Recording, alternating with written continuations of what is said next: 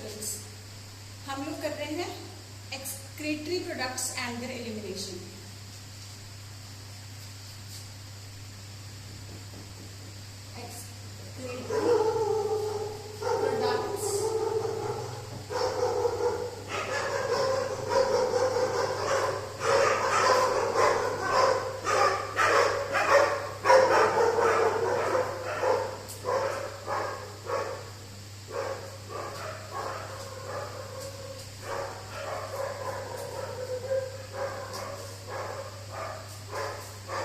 Excretory products and there elimination, इसमें हम excretory system के बारे में पढ़ेंगे। मैं जस्ट जनरल इंट्रोडक्शन की एक बार आपको रिवीजन करवा रही हूँ। किसी भी लिविंग सेल को लिविंग रहने के लिए जिन चीजों की जरूरत है, न्यूट्रिशन, ऑक्सीजन, कार्बन डाइऑक्साइड का निकलना, न्यूट्रिशन और ऑक्सीजन मिलते रहने चाहिए, कार्बन डाइऑक्साइड और वेस्ट बाहर निकलता जाना चाहिए। Nutrition we are covered in digestive system, oxygen और कार्बन डाइऑक्साइड, ऑक्सीजन का आना, कार्बन डाइऑक्साइड का जाना, we are covered in respiratory system. Waste का निकलना we are going to cover in this excretory system.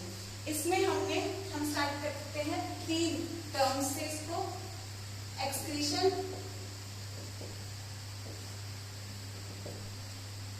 Defecation, osmoregulation.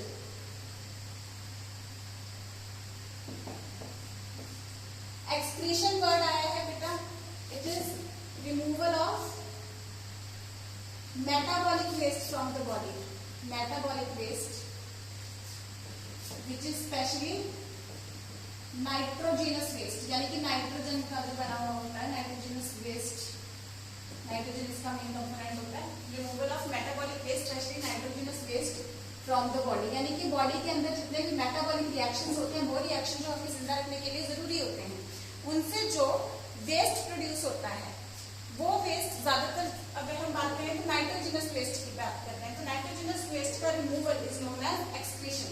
इसमें हमने देखा कि different organisms produce ammonia, urea and uric acid, we will see this. Then defecation, defecation is removal of solid waste या undigested matter, ठीक है, तो from the digestive tract through anus, ठीक है। ये ज्यादातर जो सॉलिड मैटर होता है, स्टूल होती है जो बेसिकली, वो उसका निकलना हम डेफिकेशन बोलते हैं, जो डाइजेस्टिव ट्रैक्ट से आता है और एनस के थ्रू आता है। एक्सक्रीशन में मेटाबॉलिक वेस्ट, ये ह्यूमन के केस में यूरिन के थ्रू एक्सक्रीट होता है। ये जो यूरिनरी सिस्टम होता है ह्यूमंस का, एक्सक्रीटरी सिस्टम होता है, ये सिर्फ एक्सक्रीशन में मदद नहीं करता बल्कि ऑस्मोरेगुलेशन में भी मेंटेन करने में भी हेल्प करता है, ऑस्मोरेगुलेशन मेंटेन करने में। और ज्यादातर ऑर्गेनिजम्स का ये excretory system excretion as well as osmoregulation में हेल्प करता है। What is osmoregulation? Made up of 2 words, osmolarity and regulation. So osmoregulation is maintenance of osmolarity of intracellular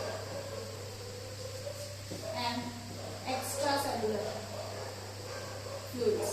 Maintenance of osmolarity of intracellular and extracellular fluid, यानी कि cell के अंदर का environment और extra, यानी कि एक्स्ट्रा सेलुलर फ्लूइड में जैसे हम बात कर रहे हैं ब्लड लिम्फ, जो सेल्स के बाहर फ्लूइड है, तो एक्स्ट्रा सेलुलर फ्लूइड और intra cellular fluid plus inter cellular fluid, जो भी इंटरनल एनवायरमेंट कंप्लीट है, उसकी ये ऑस्मोलैरिटी मेंटेन करेगा। और ऑस्मोलैरिटी डिपेंड करती है कि उसके अंदर का जो मैटर है उसमें कितना पानी और कितने सॉल्ट्स हैं, ठीक है। सॉल्ट का मतलब सिर्फ ये हमारा किचन वाला सॉल्ट नहीं होता, बल्कि वेरियस आयंस की हम यहाँ पे बात कर रहे होते हैं, ठीक है। तो ये 3 टर्मिनोलॉजी से हम इस चैप्टर को स्टार्ट करते हैं। फिर हमने देखा कि फिर हम देखते हैं कि डिफरेंट जो वेस्ट हैं वो कौन कौन से प्रोड्यूस करते हैं ऑर्गेनिजम्स और किस बेस पे प्रोड्यूस करते हैं। जो भी मेटाबॉलिक वेस्ट प्रोड्यूस करेगा, मेटाबॉलिक वेस्ट प्रोड्यूस्ड बाय या नाइट्रोजिनस वेस्ट करेगा, तो metabolic waste which is the nitrogenous waste produced by the body of an organism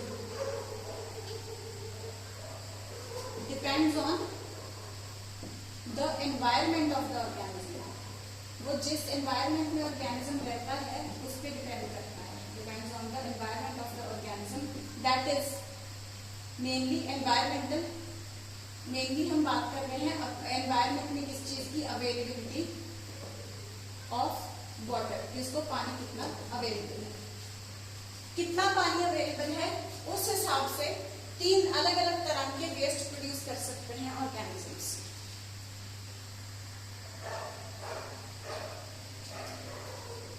तीन तरह के जो वेस्ट प्रोड्यूस करते हैं animals, ammonia, urea, uric acid, ये 3 तरह की वेस्ट प्रोड्यूस करते हैं organisms depending on the availability of water. The contents written on the board, just note them down for once. I am going to rub them on and then start with the table drawing.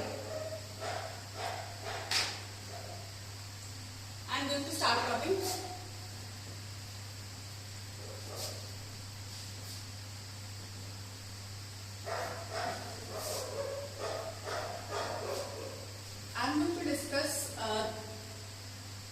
The table for ammonia, urea, uric acid, इनके लिए जो basic points हम लोग को चाहिए उनके बारे में आपके साथ डिस्कशन करने जा रही हूँ।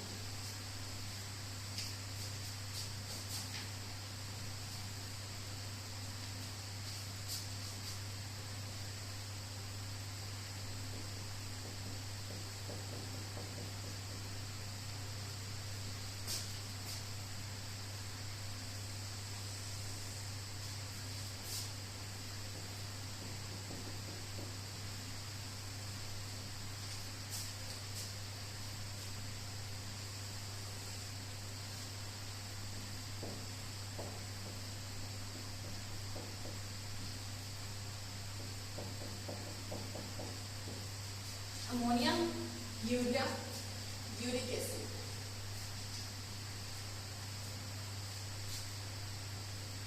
हमने कहा ये 3 तरह के वेस्ट प्रोड्यूस हो सकते हैं अकॉर्डिंग टू कितना पानी अवेलेबल है किसी भी ऑर्गेनिज्म को वेस्ट डिस्कार्ड करने के लिए। ठीक है, अमोनिया जो होता है, जो ऑर्गेनिजम्स इस वेस्ट को रिमूव करते हैं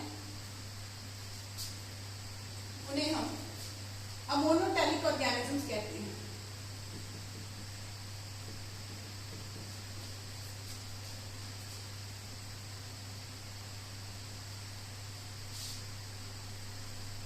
The removal of ammonia is called ammonotelic.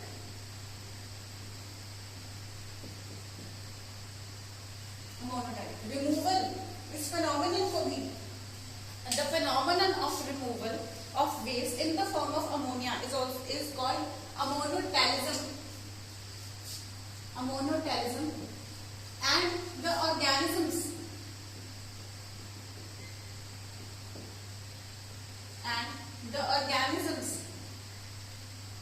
that produce ammonia as a waste product, they are called ammonotelic. Similarly, the removal of waste in the form of urea is known as ureotelism, and the organisms which produce urea as their nitrogenous waste product, they are known as ureotelic organisms. Similarly, the removal of uric acid is known as यूरिकोटैलिज्म। देखो यहाँ पे uric acid से यूरिको, यहाँ से urea से ही यूरियो, ठीक है, तो uricotelism and the organisms performing uricotelism are known as uricotelic organisms. They are called uricotelic organisms. जो अमोनिया होता है इन तीनों में से ammonia is the most toxic waste, most toxic out of 3, and urea it is comparatively less toxic. So हम कह सकते हैं less toxic than ammonia actually, and more toxic than uric acid. Less toxic. और सबसे कम toxic होता है ये, so we can call it least toxic. अब ज्यादा टॉक्सिक होने के कारण ही इसके रिमूवल के लिए ज्यादा पानी चाहिए होता है, क्योंकि ज्यादा जहरीला है तो इसके लिए इसके रिमूवल के लिए ज्यादा पानी चाहिए होता है. टॉक्सिक होने के कारण तो पानी में अगर घुल के इसको हमने डाइल्यूट करके इसको इसका रिमूवल करना हो तो उसके लिए एक चीज और भी चाहिए होगी. देखो है पानी. अब पानी में हम बार बार कह रहे हैं कि पानी में घुल करके निकलना होगा, तो यानी कि पानी है इसके पास बहुत सारा अवेलेबल और ये बहुत ज्यादा टॉक्सिक वेस्ट है जिसको पानी में घुल करके निकलना होगा. तो उस वेस्ट में पानी में घुलने की क्षमता भी अच्छी होनी चाहिए. इतना टॉक्सिक वेस्ट है जो पानी में घुल कर ही निकलेगा, तो उस वेस्ट में उस पर्टिकुलर कंपाउंड में पानी में घुलने की क्षमता भी अच्छी होनी चाहिए. So this is very much soluble in water. So it is most soluble in water. तीनों में से सबसे ज्यादा सॉल्युबल होता है ये पानी में, एंड रिक्वायर्स मोस्ट वॉल्यूम. तीनों में से सबसे ज्यादा of water for removal. Requires most volume of water for removal. सबसे ज्यादा पानी इसको चाहिए होता है वेस्ट रिमूव करने के लिए. ठीक है, क्योंकि सबसे ज्यादा टॉक्सिक होता है और क्योंकि पानी ज्यादा चाहिए, टॉक्सिसिटी ज्यादा है, तो इसके घुलने की क्षमता भी ज्यादा होनी चाहिए, यानी कि it should be more soluble in water. ठीक है. अब comparatively urea is less soluble in water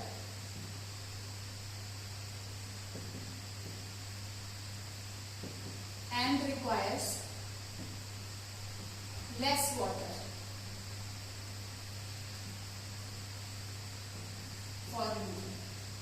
देखो ये सबसे ज्यादा सॉल्युबल भी है, तो पानी को अच्छे से, पानी के मॉलिक्यूल्स को जल्दी से ब्लॉक कर लेता है. That is why more molecules of water are required. Fine. दूसरी तरफ यूरिया इससे कम सॉल्युबल है, अमोनिया से कम सॉल्युबल है, लेकिन यूरिक एसिड से ज्यादा सॉल्युबल होता है. यूरिक एसिड से ज्यादा सॉल्युबल होता है. सो यूरिक एसिड इज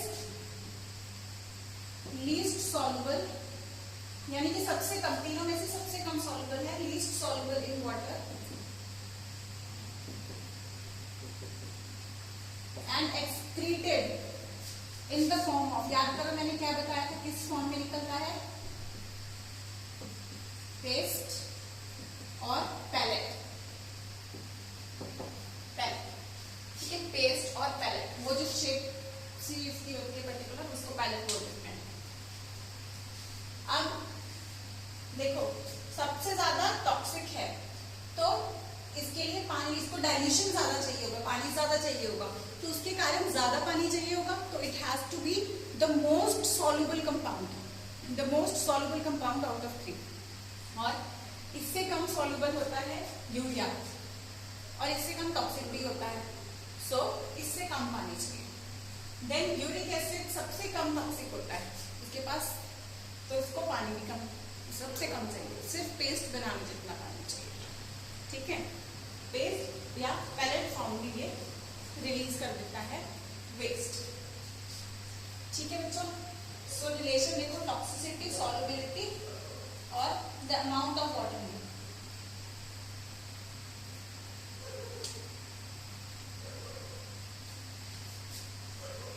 अब ये एक्चुअली अमोनिया जैसे ही बनता है ज्यादा टॉक्सिक है तो जैसे ही बनता है वैसे वैसे ही इसको साथ के साथ ही ये रिमूव होता जाएगा।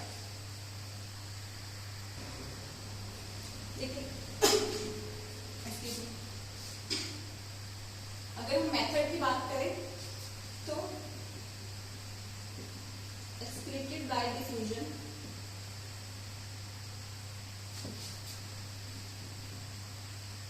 across the body surface, excreted by diffusion across the body surface। तो पूरा बॉडी सरफेस से ही कई बार क्या होता है, कुछ ऑर्गेनिजम्स की स्किन ऐसी होती है या आउटर लाइनिंग ऐसी होती है क्योंकि बॉडी सरफेस से ही ये एक्सक्रीट हो जाता है, तो जैसे जैसे बनता है बॉडी सरफेस से रिलीज होता जाएगा, ठीक है।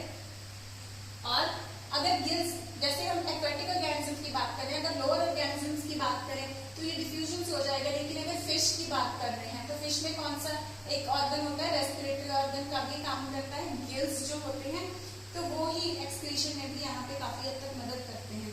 सो excreted by gills in the form of ammonium ions.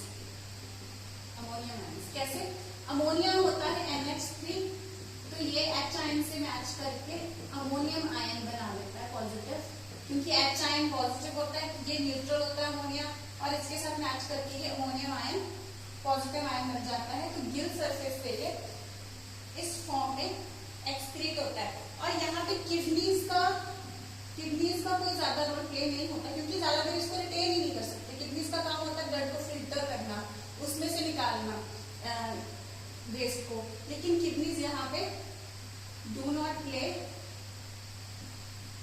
A major role, ठीक है, क्योंकि जैसे जैसे बॉडी में बन रहा है या तो डिफ्यूजन के थ्रू निकल रहा है या गिल्स के थ्रू अमोनियम आयन की फॉर्म में निकल जाता है।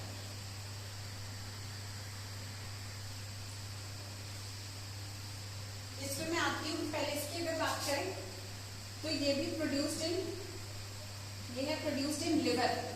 इन ऑर्गेनिजम्स के ये लिवर में प्रोड्यूस होता है। अगर हम यहाँ पे यूरिक एसिड में हम देखें तो जो ऑर्गेनिजम्स के पास सबसे कम अवेलेबल होता है पानी, जैसे कि रेप्टाइल्स, लिजर्ड्स हो गए, ठीक है, तो ये ज्यादातर यूरिकोटैलिक होते हैं। तो इन ऑर्गेनिजम्स के पास लिवर, जिनके पास होगा तो उनके लिवर में प्रोड्यूस होगा। अगर हम यूरिकोटैलिक इंसेक्ट्स की बात कर रहे हैं, कुछ इंसेक्ट्स जो यूरिकोटैलिक हैं, तो उनके कहाँ प्रोड्यूस होगा, माल्पीजियन ट्यूब्यूल्स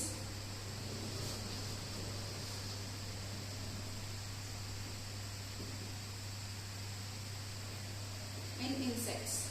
तो इंसेक्ट्स में ये माल्पीजियन ट्यूब्यूल्स में बनता है। माल्पीजियन ट्यूब्यूल्स एक पर्टिकुलर ऑर्गेनेलिस होते हैं इनके अंदर, इंसेक्ट्स के अंदर, तो वहां पे बनता है। बनता कहाँ पे है, ठीक है, एक्सक्रीट हो सकता है थ्रू किडनी, ठीक है। किडनी का काम क्या होता है, फिल्ट्रेशन करना, ठीक है। उसी तरीके से यूरिया जो है, जो कि अगर हमारी एग्जांपल हम ले रहे हैं, इसको मैं लास्ट में इसलिए दे रही हूँ ये पॉइंट, क्योंकि इसकी पूरी डिटेल हम लोग करेंगे, because the chapter is mainly focused around the human excretory system. तो ह्यूमंस के अंदर यूरिया, ये बहुत इंपॉर्टेंट क्वेश्चन है, ये जो लाइन में लिखने जा रही हूँ कि urea is produced in the liver. Liver में प्रोड्यूस होता है, तो लिवर से जब ब्लड वेसल्स के थ्रू ब्लड जाता है, किडनीज में चला जाता है, तो किडनीज में वो ब्लड फिल्टर हो जाता है। अब ब्लड के थ्रू अगर जा रहा है तो ब्लड के दो कंपोनेंट्स हम लोगों ने किए थे, प्लाज्मा और ब्लड सेल्स। तो ये यहाँ पे क्योंकि ब्लड सेल्स कोई रोल नहीं प्ले कर रहे हैं, तो हम प्लाज्मा टर्म भी यूज कर सकते हैं। तो ब्लड आ जाए या प्लाज्मा आ जाए, कोई भी टर्म यूज कर सकते हैं, बट ये ध्यान रखना कि ब्लड सेल्स का उसमें कोई रोल नहीं है, ठीक है। Produced in liver, transported by plasma and excreted out by kidneys, ठीक है। तो ये पूरा, इसकी तो हम क्या डिटेल करेंगे ही यूरियोटैलिज्म की, बिकॉज ह्यूमंस में यही होता है, ठीक है।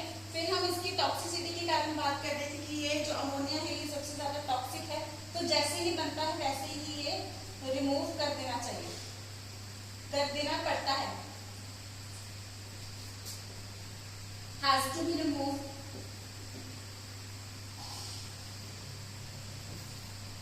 as soon as synthesized. तो जैसे ही बनता है वैसे ही ये रिमूव हो जाता है। और यूरिया हम एक्चुअली यहाँ पे एक पर्टिकुलर चीज नोट करेंगे, यूरिया जो है जब हम फॉर्मेशन ऑफ यूरिन करेंगे उसमें हम देखेंगे कि कुछ अमाउंट ऑफ यूरिया, देखो यूरिया हालांकि वेस्ट प्रोडक्ट है लेकिन जैसे ही वो एक्सक्रीट होने वाला होता है, बाहर जाने वाला होता है, तो कुछ अमाउंट ऑफ यूरिया किडनी के अंदर वापस चला जाता है। That is because of maintenance of, क्योंकि वहां पे ऑस्मोलैरिटी मेंटेन करने के लिए वो एक सॉल्ट का काम कर रहा होता है, कुछ हद तक कंट्रीब्यूट कर देता है कई बार।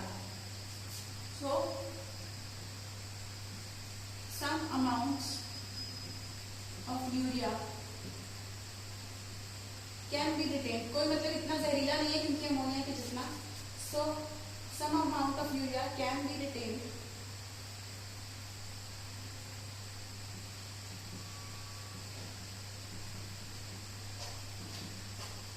in the kidney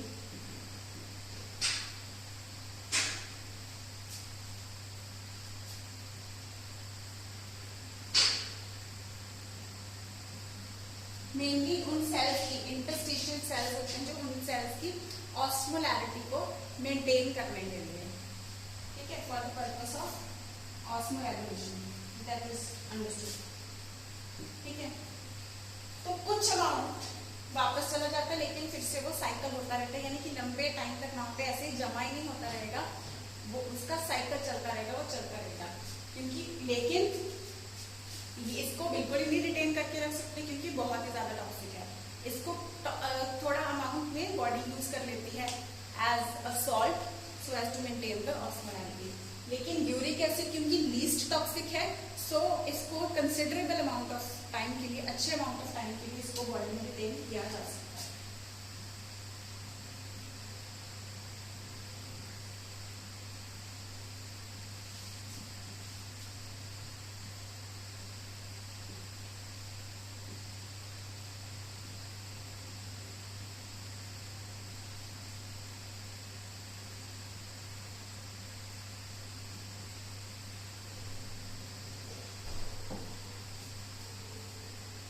So can be retained in the body for considerable amount of time, reason being it is least toxic, उसको बॉडी में काफी टाइम तक रखा जा सकता है। तभी वो स्टूल के साथ ही उसको पैलेट फॉर्म में, पेस्ट फॉर्म में आप देखोगे बहुत ही माइन्यूट अमाउंट में इसको रिलीज कर देते हैं क्योंकि उसको कंसंट्रेट बहुत ज्यादा कर लेते हैं, बहुत ही गाढ़ा बना देते हैं, बहुत ही कम अमाउंट में इसको सिक्रीट किया जाता है। वॉल्यूम जो होता है इसका बहुत ही कम होता है as compare to these to.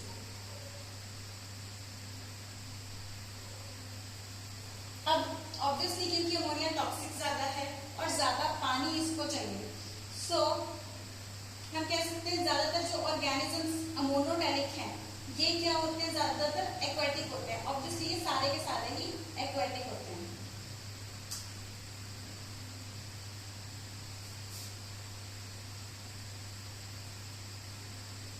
ये पॉइंट हम यहाँ पे भी ऐड कर सकते हैं। Organisms that produce ammonia are ammonotelic, वही वर्ड दोबारा लिख रही हूँ, and ammonotelic organisms are aquatic, यानी कि ये पानी में रहने वाले ऑर्गेनिजम्स होते हैं। वेयर यूरियोटैलिक, यूरियोटैलिक ह्यूमंस हैं, ह्यूमंस पानी में रहते हैं, नो। तो फ्रेश वाटर में, पर्टिकुलरली ये फ्रेश वाटर में, ठीक है, फ्रेश वाटर में ही, क्योंकि रिवर के वाटर में ही इनको अच्छा खासा अमाउंट पॉसिबल होगा। जो मरीन ऑर्गेनिजम्स हैं, समंदर में रहते हैं, वो यूरियोटैलिक होंगे, ठीक है, क्योंकि उनको सॉल्टी वाटर अवेलेबल है, उतना फ्रेश वाटर उतना अवेलेबल नहीं है। तो यहाँ पे हम अगर बात कर रहे हैं अवेलेबिलिटी ऑफ वाटर की, so we are talking about the fresh water. So ureotelic organisms are mostly terrestrial, but when we say terrestrial यानी लैंड पे रहने वाले, तो the main thing that we have to understand is that they are monotelic organisms are aquatic. They have abundant water. The environment that they live in is all made up of water. So they are all surrounded by fresh water.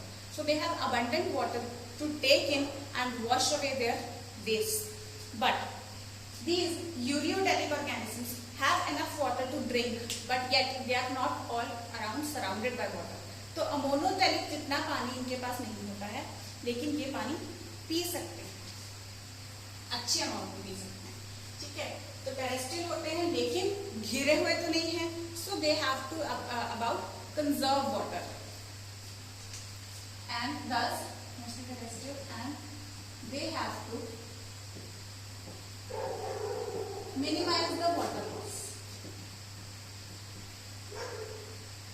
तो पानी का water loss को इनको फिर भी कम करना पड़ता है क्योंकि उसमें घिरे हुए ये पानी से नहीं है, ठीक है, पानी से घिरे हुए नहीं है और पानी को कंजर्व करना पड़ेगा, यानी कि जितना भी ये पानी पी सकते हैं उसी की मदद से इनको अपने बॉडी के वेस्ट वॉश आउट करने होंगे। Whereas uricotelic organisms, uricotelic organisms को बहुत ही ज्यादा कम करना पड़ता है। तो यहाँ पे वी कैन से कि they minimize water loss and they have to conserve the water, word better रहेगा, conserve the water and reduce the water loss, ठीक है। और इसमें तो बिल्कुल ही जितना, क्योंकि उनको पानी दोनों के बराबर बिल्कुल ही नाम मात्र पानी अवेलेबल होता है, तो बहुत ही कम अफोर्ड कर सकते हैं वो पानी का लॉस। तो विद मिनिमल वाटर लॉस, सिर्फ पेस्ट बनाने जितना पानी को यूज करेंगे।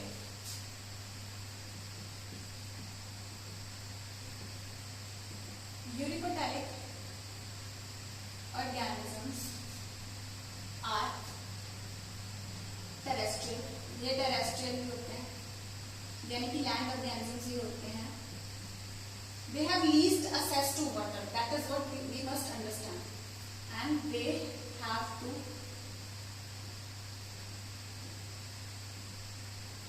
minimize the water loss. They have to minimize the water loss. सबसे कम पानी इनको जो है वो निकालना होता है।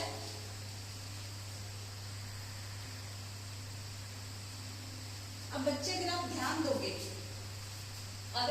दोगे तो यहाँ पे वो क्या रहा है, एक अमोनिया जैसे बना वैसे के वैसे निकल गया। ज्यादातर अमोनिया की फॉर्म में ही वेस्ट बन रहा है, लेकिन अमोनोटेलिक ऑर्गेनिजम्स ने क्या किया, जैसे ही वो बना वैसे निकाल दिया, कोई ज्यादा मेहनत नहीं लगी है। सो इसमें क्या होता है, मिनिमम एनर्जी इज रिक्वायर्ड।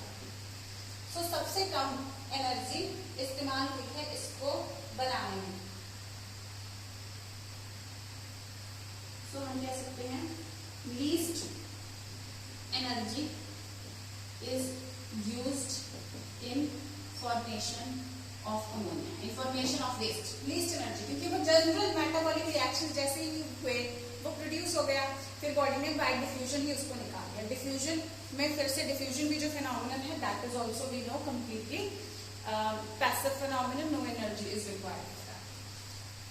अगर हम बात करें as compared to these, so more energy is required in formation of urea as compared to than ammonia. Ammonia से ज्यादा एनर्जी इस्तेमाल होती है यूरिया बनाने में, और यूरिक एसिड तो बहुत ही ज्यादा कंसंट्रेटेड है, तो यूरिक एसिड बनाने में मोस्ट एनर्जी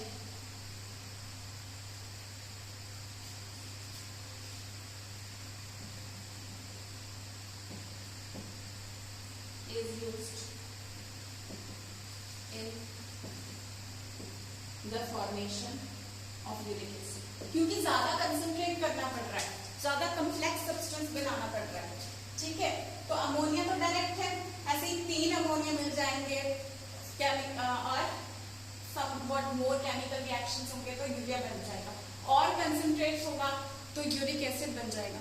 ये कम्प्लेक्स से कम्प्लेक्स होता रहता है, ठीक है। अभी केमिकल फॉर्मूलाज पे हम नहीं जाएंगे, वो आप लोग केमिस्ट्री में करोगे, ठीक है। अमोनिया सबसे ज्यादा टॉक्सिक है। अभी हम एग्जांपल्स करेंगे, तो उससे पहले जस्ट आपको एक रिव्यू दे दूं। तरीका याद करने का, अमोनिया सबसे ज्यादा टॉक्सिक, सबसे ज्यादा टॉक्सिक, तो ज्यादा पानी चाहिए, ज्यादा पानी चाहिए तो it has to be all surrounded by water.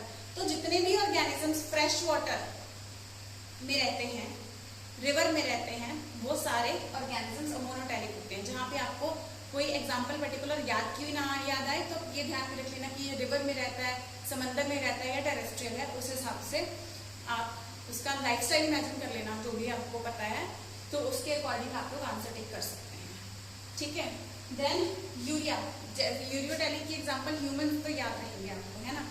तो ह्यूमन्स कैन ड्रिंक वाटर, तो like humans, cows and horses, जितने भी ऑर्गेनिजम्स आप you see all around urinating, यानी कि यूरिन प्रोड्यूस करते हुए नजर आते हैं, वो सारे यूरियोटैलिक हैं। अच्छा amount of water they can drink, but yet they are not surrounded by water like these. ये घिरे हुए होते हैं पानी से, ये घिरे हुए नहीं होते, टेरेस्ट्रियल होते हैं, लैंड में रहते हैं पानी, लेकिन पी सकते हैं। और इनके साथ साथ जो मरीन समंदर में रहते हैं, वो उनको भी नियरली इनके जितना ही पानी अवेलेबल होता है, तो वो यूरियोटैलिक होते हैं। ये जो होता है यूरिया, ये इससे कम टॉक्सिक होता है, इससे कम टॉक्सिक होता है। ठीक है, तो इससे कम पानी चाहिए, लेकिन इससे ज्यादा होता है, तो इससे ज्यादा पानी चाहिए। ये वो ऑर्गेनिजम्स हैं, यूरियोटैलिक ऑर्गेनिज्म, जिनको पानी अवेलेबल बहुत ही ज्यादा कम होता है, बहुत ही ज्यादा कम होता है, तो इनको पानी कंजर्व करना पड़ता है। और ये लिक्विड फॉर्म में वेस्ट डिस्चार्ज नहीं कर सकते, इनको सिर्फ पानी अवेलेबल होगा पेस्ट या पैलेट बनाने जितना। ठीक है। और हमने क्या किया इसमें, टॉक्सिसिटी। सो देखो यहाँ पे पानी ज्यादा चाहिए था, सो मोस्ट सॉल्युबल, उससे कम soluble and least soluble uric acid. ये ज्यादातर जैसे जैसे बॉडी में बनता है तुरंत निकालना पड़ता है, इसको बॉडी कुछ अमाउंट रिटेन करके रखती है to maintain osmolarity of the interstitium, specially of the kidney cells only. ठीक है।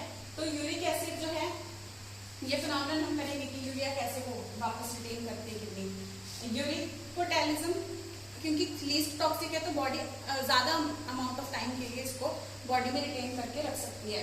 देन इसको एक्सक्रीटेड बाय डिफ्यूजन कहा गया कि बॉडी सरफेस से एक्सक्रीटेड बाय डिफ्यूजन आ जाता है, कोई किडनीज वगैरह रोल नहीं प्ले कर रही हैं, और गिल्स अगर हेल्प कर रही हैं, एक्वेटिक में फिश भी आती है, तो गिल्स अगर हेल्प कर रही हैं, तो वो अमोनियम आयन बना देंगी। ठीक है। यहाँ पे लिवर बनाता है, हमें लिवर बनाता है प्लाज्मा से या ब्लड से ट्रांसपोर्ट होता है तो किडनीज में ब्लड फिल्टर हो जाता है और यूरिन फॉर्म हो जाता है, यूरिन ज्यादा यूरिया वेस्ट लेके निकल जाता है बॉडी से। देन यूरिक एसिड ये भी कहाँ बनता है, लिवर में बनता है। अगर हम इंसेक्ट्स की बात करें तो मार्केजन ट्यूब्यूल्स में बनता है, और क्योंकि ये जैसे बनता है वैसे निकाला जा रहा है, तो इसका सबसे कम अमाउंट ऑफ एनर्जी इसमें चाहिए, और इसमें इससे ज्यादा यूरिया में अमोनिया से ज्यादा यूरिक एसिड में सबसे ज्यादा एनर्जी चाहिए, क्योंकि सबसे ज्यादा कंसंट्रेट इसको करना होता है। अभी हम आते हैं बच्चे एग्जांपल्स पे, विच is the most important part. कैसे याद रखनी है वो मैंने आपको बता दिया।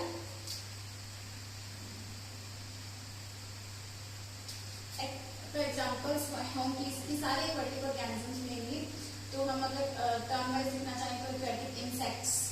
अब अगर फिश की हम बात कर रहे हैं, तो फिश में जो फ्रेश वाटर में रहती है, जो रिवर वाली फिश है, वो ये प्रोड्यूस करेंगी। सो फ्रेश वाटर फिश कौन सी होती है, फिश अपने प्रश्न में दो तरह की थी, bony fishes and cartilaginous fishes. तो बोनी फिशेज यहाँ पे आएंगी, बोनी फिशेज यहाँ पे आती है। ठीक है। इसके अलावा जो फ्रॉग्स एम्फीबियंस होते हैं, वो उनका इनिशियल स्टेज टैडपोल होता है, वो भी कंप्लीटली पानी में ही रह रहा होता है, तो टैडपोल। और बाकी कुछ एम्फीबियंस होते हैं, ज्यादातर जो एक्वेटिक ही मेनली एक्वेटिक होते हैं, so aquatic amphibians we can say. ठीक है। जितने भी मेनली फ्रेश वाटर में ऑर्गेनिजम्स रहते हैं, और ये सबसे पहले क्योंकि ह्यूमंस आ रहे हैं, ह्यूमंस क्या है, मैमल्स हैं। ठीक है। तो आप सबसे पहले एग्जांपल इसके ले सकते हो मैमल्स। अगर हम बात कर रहे हैं इसके कंपैरेटिवली, इसके थ्रू याद करनी हो चीजें, तो इसमें हमने देखा कौन से बोनी फिशेस फ्रेश वाटर के, कौन सी फिश मरीन होती हैं, कार्टिलेजिनस फिश, जिनका स्केलेटन कार्टिलेज का बना होता है, ये एनिमल किंगडम में +1 में ओके ये आएगा अभी आपको, ये 9th में आप लोगों ने किया हुआ है। 2 तरह की फिश होती है बच्चे, बोनी फिश और cartilaginous fish. Cartilaginous fish, bony fish का जो स्केलेटन होता है वो बोन्स का, हड्डियों का बना हुआ होता है, और जो कार्टिलेजिनस फिश होती है इसका स्केलेटन कार्टिलेज का बना हुआ होता है। कार्टिलेज वो सब्सटेंस होता है जैसे हमारे कान प्लायबल है इस तरीके से कि हम फोल्ड करते हैं, ये जो प्लायबिलिटी नजर आती है नोज की टिप में, ईयर की ये जो प्लायबिलिटी हम लोग को नजर आती है, तो ऐसे सब्सटेंस है, ये यहाँ पे हमारे कार्टिलेज है, इस वजह से प्लायबिलिटी नजर आ रही है, ठीक है। सो इनका स्केलेटन पूरा कार्टिलेज का बना हुआ होता है, इनका स्केलेटन, बोनी फिश का स्केलेटन बोन्स का बना हुआ होता है। सो बोनी फिश जो होती है वो कहाँ रहती है, इधर फ्रेश वाटर में रहती है, और कार्टिलेजिनस फिश मरीन एनवायरमेंट में रहती हैं, समंदर में रहती हैं, ठीक है। ये क्या होती है, मरीन होती हैं। कुछ टेरेस्ट्रियल एम्फीबियंस जो होंगे वो भी ये टेरेस्ट्रियल एम्फीबियंस, ठीक है, यानी कि जो मेजॉरिटी अपना लैंड में गुजारते हैं वो वाले एम्फीबियंस, ठीक है बच्चों।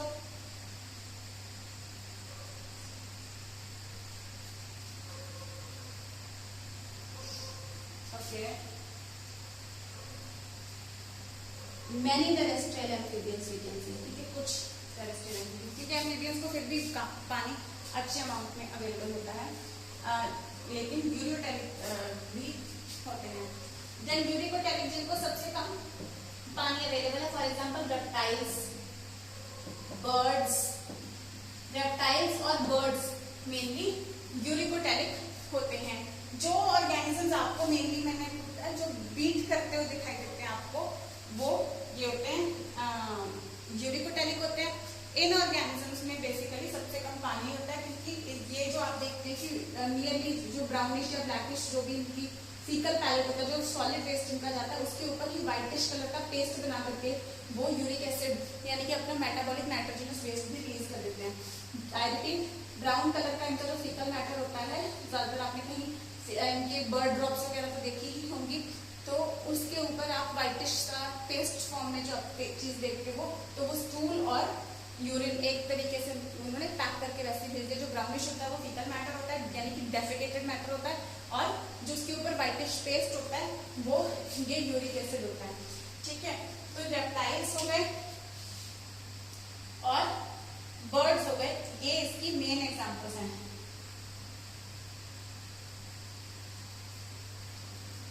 तो इसके अलावा और भी एग्जांपल्स हो सकती हैं, जैसे कि लैंड स्नेल्स हो गए और कुछ इंसेक्ट्स हो गए, तो वो चीज भी वो भी यूरिक एसिड यूरिकोटेलिक ही होते हैं।